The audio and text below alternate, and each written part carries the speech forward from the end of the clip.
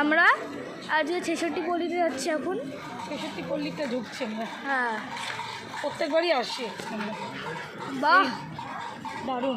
এগুলো না তুলে প্যান্ডেল তোলো বাবা, ছাতা মাথা দিয়ে সবাই বেরিয়ে পড়েছে, কেউ বাড়িতে বসে নেই। মানে শনিবার তো আজকে অনেকেরই অফিস ছুটি আছে, তাই ফ্যামিলি নিয়ে বেরিয়েছে, কেউ কেউ অফিসে হাফ ডে করে বেরিয়েছে। দূর থেকে দেখা এটা এই কাজটা দেখা, কাজগুলো বাহ মা।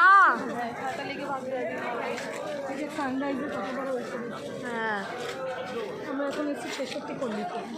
66 পল্লী থিমটা খুব সুন্দর। আগেকার দিনে মশলা কীভাবে তৈরি হতো, সেই মশলা কীভাবে সানরাইজ কোম্পানি এলো, থিমটা খুব সুন্দর। দেখো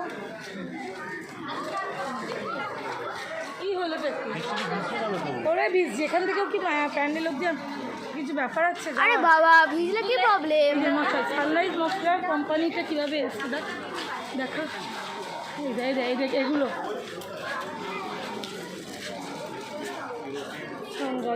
সানরাইজ কোম্পানি।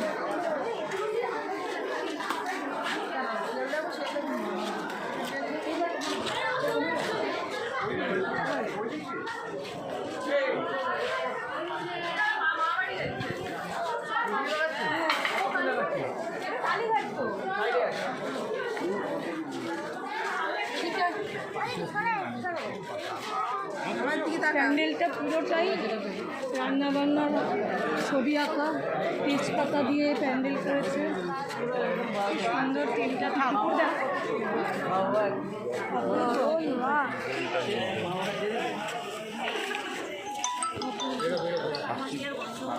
সুন্দর। দেখো হলুদ লঙ্কার গুঁড়ো, সমস্ত মশলার প্যাকেট।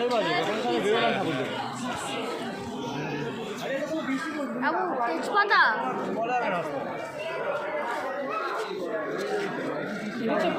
ওপরটা দেখ, কাজটা দেখ কীভাবে। 66 পল্লী এটা, ওটা খুব সুন্দর করেছে। বলো মা, আর কিছু বলো।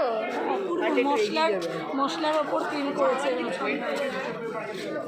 আরে ছবি তুলে নিন।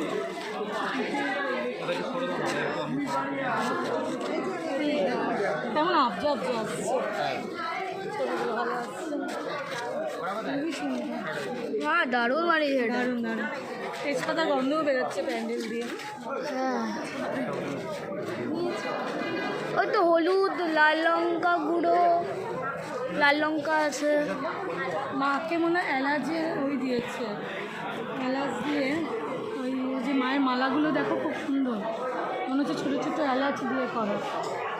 দেখো হ্যাঁ, অপূর্ব অপূর্ব। এরকম থিমটা রেয়ার নয়। হ্যাঁ হ্যাঁ,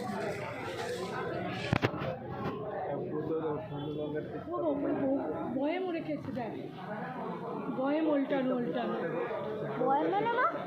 মানে মশলার বয়েম।